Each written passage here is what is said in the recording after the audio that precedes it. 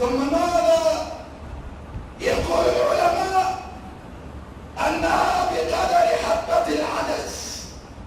هذه الحجارة تعرف الجندي بالاسم فتصيبه فتمزقه تمزيقا،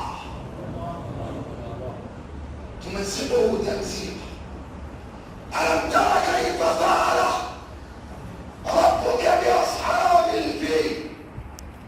ألم يجعل كيدهم في تضليل وأرسل عليهم طيرا أبابيل ترميهم بحجارة من سجيل فجعلهم كعصف مأكول.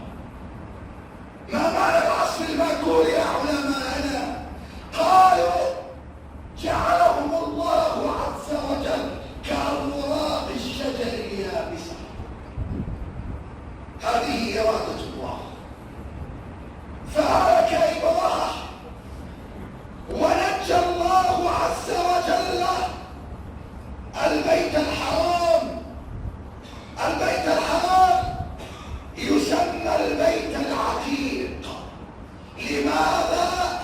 لأن الله اعتقه من كيد الظالمين، لأن الله حفظه من كيد المتجبرين. واليوم وعلى جناح السرعة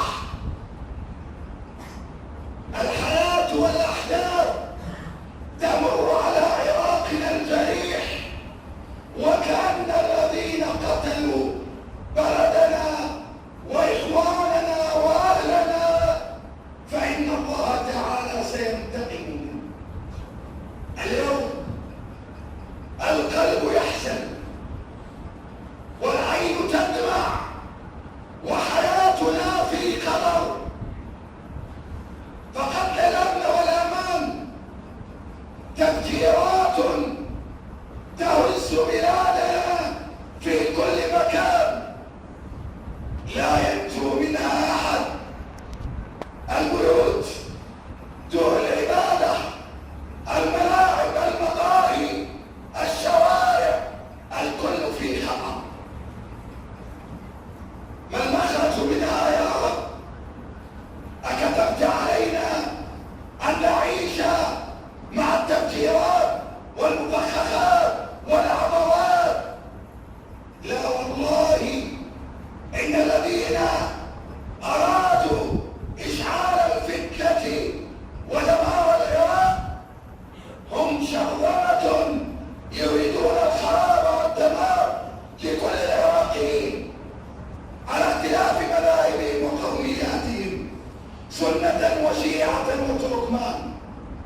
ولذلك اليوم يخرج ما يسمى جورج كيسي القائد العام الأمريكي السابق، ويقول كلاما بأن التفجير الذي حصل في الإمامين العسكريين رضي الله عنهما في سامراء وإثارة الفتنة الطائفية وراءها إيران.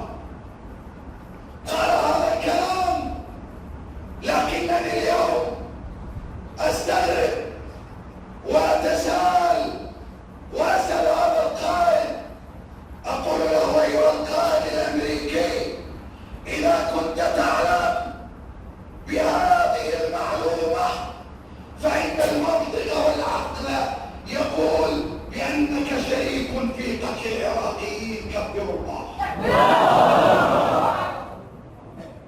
أنت شريك أيها القائد في قتل العراقيين وفي إشعال فتنة الطائفية في هذا البلد الجليل.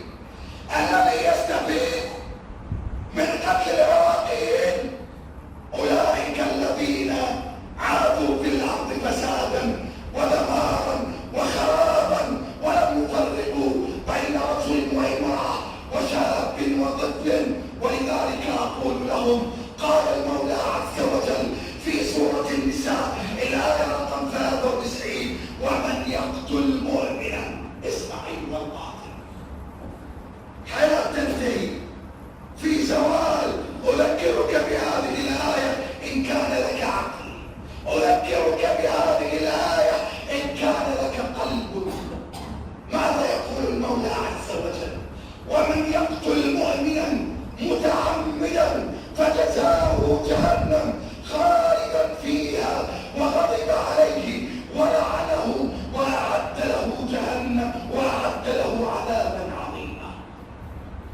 أن يقتل الأنبياء، يقتل العراقيين.